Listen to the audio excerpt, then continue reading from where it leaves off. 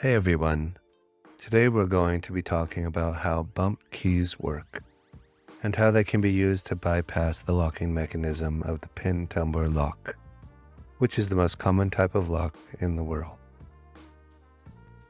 Before showing how a bump key works, we need to explain how a Pin and Tumbler Lock works. We will do so by using this padlock. A padlock is made up of the following parts. First, we have the shackle that aligns with the lock housing hole and locks into place. When we look inside the padlock body, we see that the part that interacts with the key and is able to turn is called the plug. The plug and lock housing have multiple vertical chambers that align and each hold 2 pins and a spring, all stacked on top of each other. The lower pin is called the key pin, the upper the driver pin. Where the plug meets the housing is called the shear line. When no key is inside the plug, the pins are in their lowest position and the driver pins extend into the plug, crossing the shear line into the lock housing. Because these pins are crossing the shear line, they block the plug from turning. To be able to turn the plug, the correct key must be inserted into the keyway here.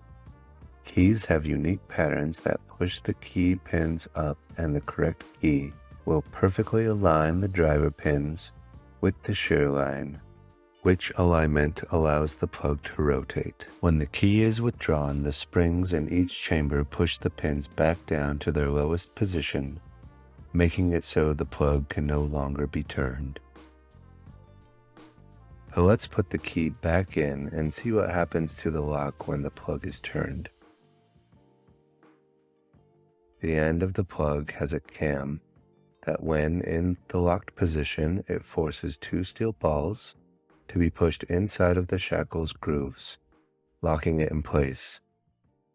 After the plug turns, the cam is no longer blocking the steel balls from moving, and the shackle can be pulled out because the balls are able to move further inside the lock.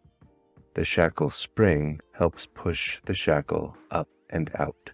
Now that we know how this lock is supposed to work with the correct key, let's investigate how a bump key can be used to exploit the Pin Tumbler's design to force the lock open.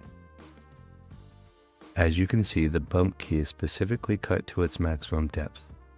All the key pins will sit at the same level on the bump key, which in turn makes it so the driver pins are not aligned with the shear line and will not allow you to turn the key. Our goal remains the same as when we were using the regular key to turn the plug, but instead of aligning the driver pins with the shear line, we are going to try to make the driver pins jump above the shear line, which means we'll have to turn the plug very quickly while they're up. So first we turn the key, which puts a little bit of shear force on the driver pins. Next we take something hard, like this bump hammer, and quickly hit the end of the bump key. The force of this hit excites the pins and causes them to jump. If you're lucky, all the driver pins will jump above the shear line at the same time, and since you already have a turning force on the bump key, you'll be ready to turn the plug the moment the driver pins jump.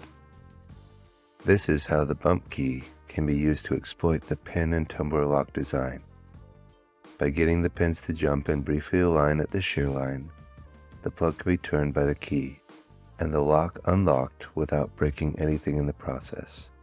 So the lock can then be locked again as normal, without anyone being the wiser. Now that you know how a bump key works, go ahead and tuck that knowledge away, because this is definitely not a skill that anyone but a locksmith should be using on a regular basis.